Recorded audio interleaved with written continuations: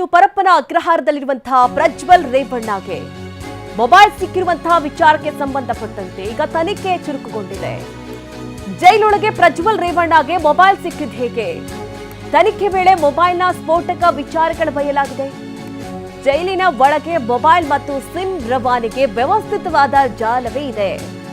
ಪರಪ್ಪನ ಜೈಲಿನ ಒಳಗೆ ಸಿಕ್ಕಿದ್ದು ಒಂದೇ ಕಂಪನಿಯ ಮೊಬೈಲ್ ಜೊತೆ ಸಿಕ್ಕಂತಹ ಸಿಮ್ ಆಂಧ್ರಪ್ರದೇಶ ಮೂಲದ್ದು. ಸಿಸಿಬಿ ಮತ್ತು ಜೈಲಾಧಿಕಾರಿಗಳ ದಾಳಿ ವೇಳೆ 3 ಮೊಬೈಲ್ಗಳು ಪತ್ತೆಯಾಗಿದೆ.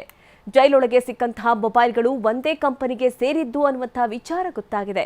ಹೀಗಾಗಿ ಮೊಬೈಲ್ ಮತ್ತು ಸಿಮ್ ಒಂದೇ ಮೂಲದಿಂದ ಬಂದಿದೆ ಅನ್ನುವಂತಹ ವಿಚಾರಕ್ಕೆ ಸಂಬಂಧಪಟ್ಟಂತೆ ಈಗ ತನಿಖೆಯನ್ನ ಮಾಡ್ತಾ ಇದ್ದಾರೆ. ಜೈಲಲ್ಲಿ ಈ ಹಿಂದೆಯೂ ಕೂಡ ಸಿಕ್ಕಿದ್ದು ಆಂಧ್ರ ಮೂಲದ ಸಿಮ್. ಹೀಗಾಗಿ ಆಂಧ್ರ ಮೂಲದ ಸಿಮ್ ಹಿಂದೆ ಪೊಲೀಸರು ಬಿದ್ದಿದ್ದಾರೆ.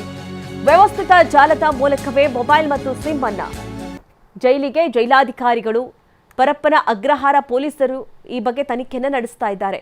ಅಂದರೆ ಮೊಬೈಲ್ ಮತ್ತು ಸಿಮ್ ಅನ್ನ ಜೈಲಿಗೆ ಯಾರು ತೆಗೆದುಕೊಂಡು ಬಂದರು, ಯಾರು ಈ ರೀತಿ ಕೊಡ್ತಾ ಇದ್ದಾರೆ, ಹೇಗೆ ಸಿಗ್ತಾ ಇದೆ ಕೈದಿಗಳಿಗೆ? ಈಗ 3 ಮೊಬೈಲ್ಗಳು ಕೂಡ ಒಂದೇ ಕಂಪನಿದು ಅನ್ನೋದು ಗೊತ್ತಾಗಿದೆ. ಮತ್ತೆ ಸಿಮ್ ಕೂಡ ಆಂಧ್ರ ಮೂಲದ್ದು ಅನ್ನೋದು ಗೊತ್ತಾಗಿದೆ. ಹೀಗಾಗಿ ಈ ವಿಚಾರದಲ್ಲಿ ತನಿಖೆ ಚುರುಕುಗೊಂಡಿದೆ.